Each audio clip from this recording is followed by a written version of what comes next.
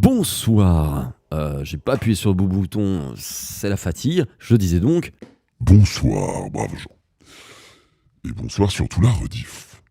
Et bienvenue dans cette nouvelle horrifique histoire.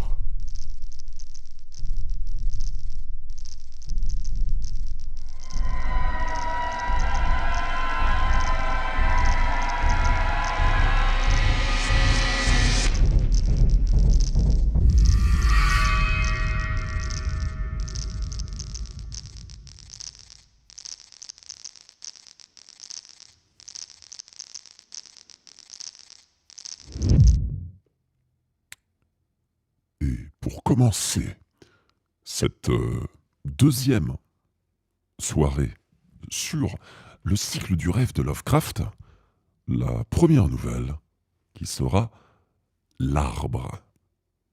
Bonne écoute.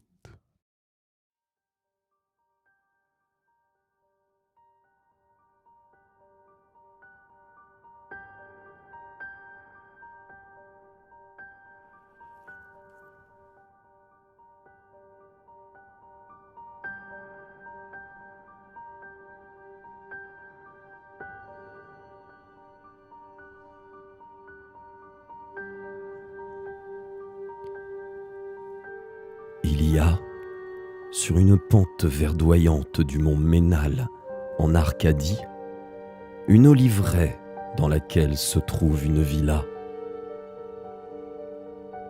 Toute proche se dresse un mausolée, jadis décoré de merveilleuses sculptures, mais qui, comme le reste, est aujourd'hui en ruine.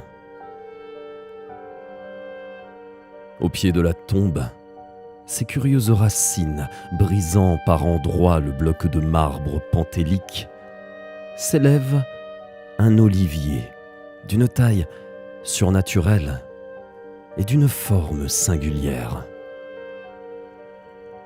Il ressemble au corps d'un être humain figé dans son dernier sommeil. L'image est tellement frappante que les habitants du pays évitent de passer par là lorsque la lune brille trop faiblement dans la nuit. Le mont Ménal est connu comme étant l'un des lieux de prédilection du redoutable Pan et de ses nombreux compagnons. Les bergers, hommes simples, sont tous persuadés que cet arbre a quelque lien de parenté avec les sinistres adorateurs de Pan.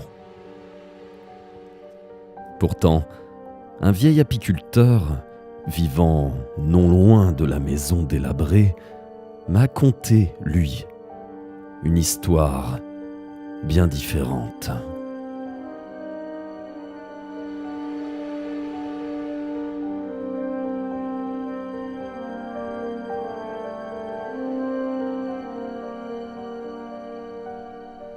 Il y a quelques décennies, la villa de la colline était neuve et dans toute sa splendeur. Deux sculpteurs, Kalos et Musidis, y avaient élu domicile. De la Lydie jusqu'à Naples, la perfection de leur art était célèbre, et personne n'aurait su dire lequel des deux surpassait l'autre. L'Hermès de Kalos se trouvait dans un temple de marbre à Corinthe, tandis que la Pallas de Musidis était placée au sommet d'une colonne à Athènes, près du Parthénon. Tout le monde rendait hommage à l'art de Kalos et de Musidis, et s'émerveillait de savoir qu'aucune ombre de jalousie n'était jamais venue troubler leur chaleureuse et fraternelle amitié. Bien que vivant en parfaite harmonie, les deux hommes n'avaient pas le même caractère. Musidis aimait à passer ses nuits à festoyer à Thégée. Kalos, au contraire, préférait rester à la maison, d'où il s'échappait parfois, à l'insu de ses esclaves, pour aller rêver et méditer dans la fraîcheur de l'eau livrée. C'est là qu'il trouvait l'inspiration et qu'il créait en imagination les statues aux formes parfaites qui l'immortaliseraient ensuite, palpitantes dans le marbre. Les gens futiles disaient que Kalos venait là pour s'entretenir avec les esprits de l'Olivret et que ses œuvres n'étaient que la représentation des formes qu'il avait vues, car il ne faisait jamais appel à des modèles humains. Kalos et Musidis étaient si justement célèbres que personne ne s'étonna lorsque le tyran de Syracuse leur envoya des messagers pour parler de la très belle statue de Tyché qu'il avait l'intention d'ériger dans sa ville. L'œuvre devrait être de grande taille et aussi proche que possible de la perfection, car il faudrait qu'elle soit l'une des merveilles du monde, le but du voyageur. Celui qui serait choisi pour accomplir ce travail aurait droit à tous les honneurs, et Kalos et Musidis étaient invités à concourir. Comme leur affectueuse amitié était bien connue, le puissant tyran insista pour qu'ils cèdent et se conseillent mutuellement au lieu de travailler seuls.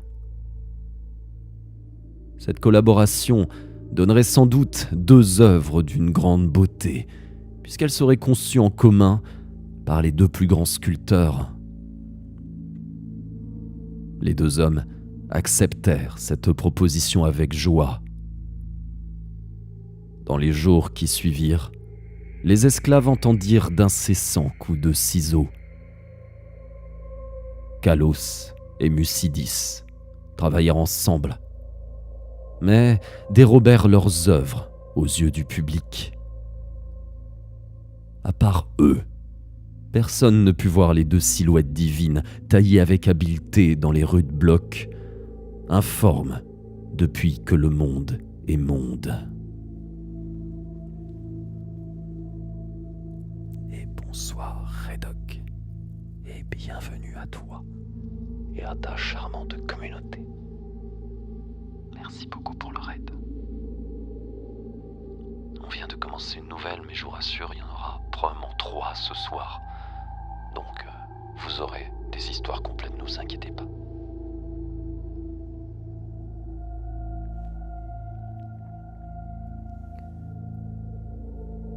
La nuit, comme autrefois, Musidis fréquentait les banquets de Tégé, tandis que Kalos errait seul dans l'Olivret.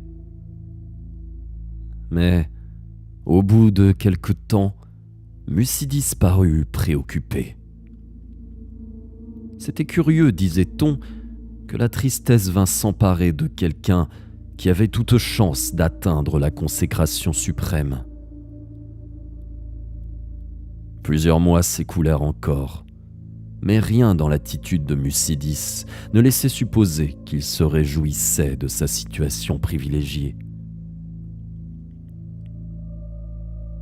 Enfin, un jour, il se mit à parler de l'étrange maladie de Kalos. Plus personne alors ne s'étonna de sa sombre humeur, car tout le monde savait quel sentiment de profonde amitié liait les 2 hommes. Par la suite, de nombreux visiteurs vinrent s'enquérir de la santé de Kalos. Ils remarquèrent évidemment la pâleur de son visage, mais aussi l'heureuse sérénité de son regard. Musidis, au contraire, tourmenté et anxieux, repoussait tous ses esclaves et ne laissait à nul autre que lui-même le soin de nourrir et de veiller son ami. Dissimulés derrière de lourdes tentures se trouvaient les 2 statues inachevées de Tyché, qui n'avaient pas été touchées depuis longtemps par le malade et son ami. Malgré les soins zélés de Mucidis et d'un médecin, la santé de Kalos déclinait. Et plus elle déclinait, plus le malade demandait à être transporté dans l'oliveraie qu'il aimait tant. Il tenait absolument à rester là-bas, tout seul, comme s'il désirait parler à des êtres invisibles. Son ami cédait à toutes ses exigences, mais il avait le cœur gros à l'idée que Kalos éprouvait plus d'affection pour les esprits de l'oliveraie que pour lui-même.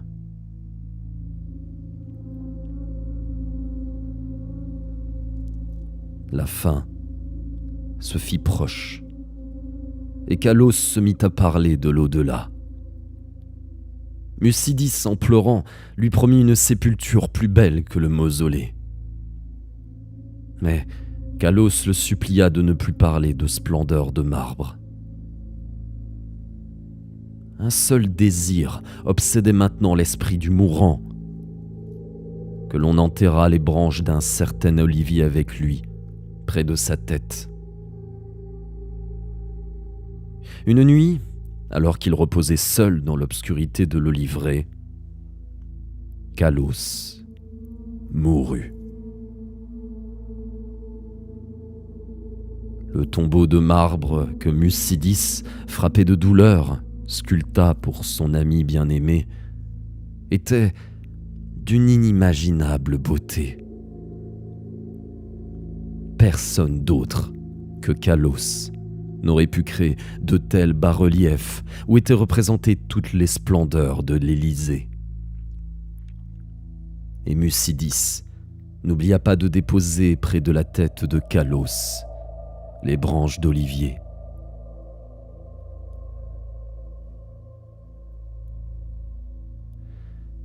Quand l'intensité de la douleur de Mucidis fit place à la résignation, il se remit avec ardeur à travailler la statue de Tyché. C'est lui qui aurait tous les honneurs. Sa tâche fut comme une échappatoire à son chagrin, et il travaillait de plus en plus chaque jour, abandonnant les distractions qu'il avait naguère aimées. Il passait ses soirées près de la tombe de son ami, où un jeune olivier avait pris racine à l'endroit même où reposait la tête du mort. La croissance de cet arbre avait été si rapide et sa forme était si étrange que tous ceux qui le regardaient s'exclamaient de surprise.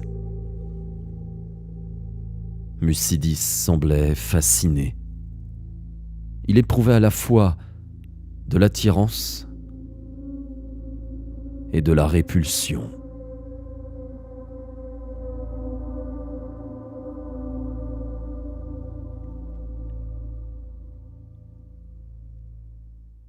Trois ans après la mort de Kalos, Mucidis envoya un messager au tyran de Syracuse, et l'on murmura sur l'agora de Thégée que la puissante statue était terminée. À cette époque, l'arbre de la tombe avait atteint des proportions étonnantes, dépassant tous les arbres de son espèce. Une branche singulièrement puissante, dominait même l'appartement où travaillait Mucidis. Comme beaucoup de visiteurs venaient voir l'arbre prodigieux et admiraient le travail de l'artiste, Mucidis était rarement seul. Mais il n'était pas gêné par cette foule. Et même, il semblait craindre de rester seul, maintenant que son travail absorbant était terminé. Le vent froid des montagnes soufflait sur l'oliveraie, et l'arbre de la tombe émettait d'étranges sons, vaguement articulés. Le ciel était sombre, le soir où les émissaires du tyran arrivèrent à Thégée. On savait qu'ils allaient chercher la grande statue de Tyché et apporter les honneurs éternels à Mucidis. C'est pourquoi on les accueillit très chaleureusement. Dans le courant de la nuit, une violente tempête se déchaîna sur la crête du mont Ménal. Et ceux qui habitaient Syracuse furent contents d'être bien à l'abri dans la ville. Ils parlèrent de leur illustre tyran et de la splendeur de sa capitale, et évoquèrent la gloire de la statue que Mucidis avait élevée pour lui. Et puis, les hommes de Thégée parlèrent de la bonté de Mucidis, de son chagrin pour son ami, et ils dirent comment les lauriers qui allaient couronner son art n'arriveraient sans doute pas à le consoler de l'absence de Calos, qui aurait, peut-être, porté ses lauriers à sa place. Ils parlèrent de l'arbre qui poussait sur la tombe près de la tête de Calos.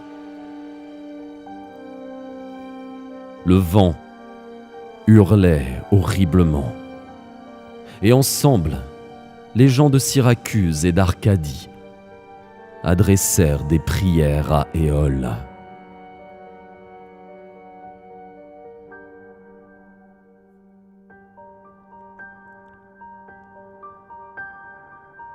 Quand le soleil se leva le lendemain matin, les proxènes conduisirent les messagers du tyran en haut de la côte, à la demeure du sculpteur.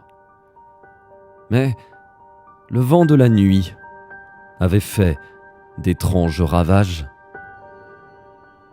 Les cris des esclaves s'élevaient sur un spectacle désolant, car plus rien ne restait des colonnades brillantes du vaste vestibule de l'Oliveraie où Mucidis avait rêvé et travaillé.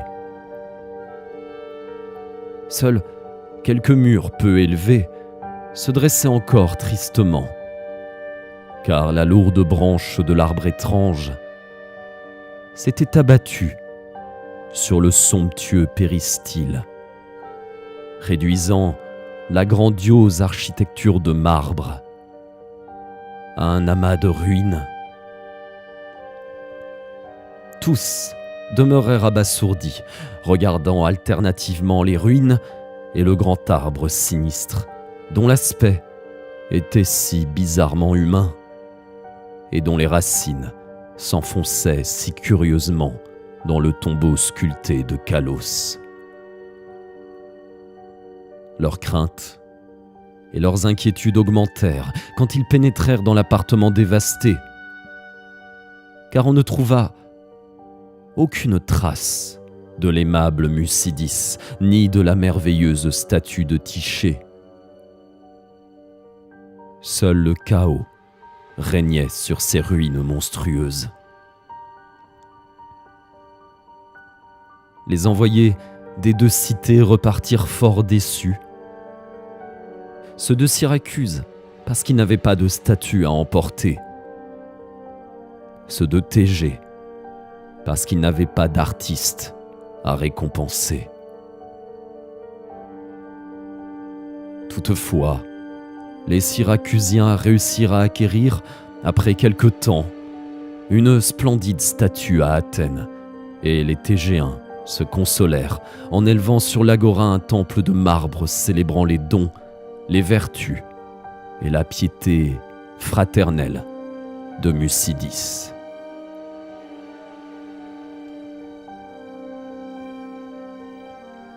Mais l'Oliveraie est toujours là, ainsi que l'arbre qui pousse sur la tombe de Calos.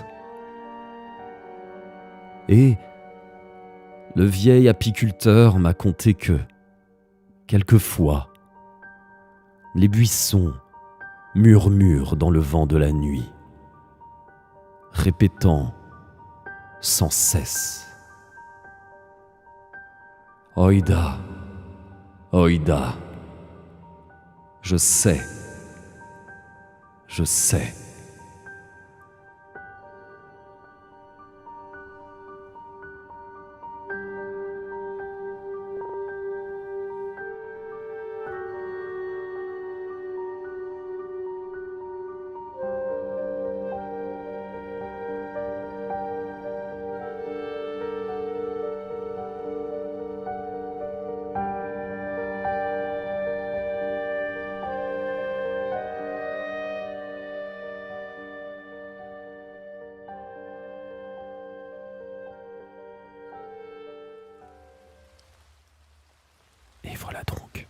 la fin de cette première nouvelle.